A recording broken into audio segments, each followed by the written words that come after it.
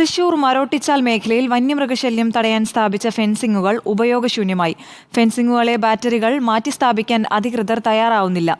ഇതോടെ കൂട്ടമായാണ് കാട്ടാനകൾ കൃഷിയിടങ്ങളിൽ എത്തുന്നത്. മരോട്ടിച്ചാൽ പ്രദേശത്ത് വനത്തോട് ചേർന്ന് 9 കിലോമീറ്റർ ദൂരത്തിലാണ് വൈദ്യുത വേലി സ്ഥാപിച്ചത്.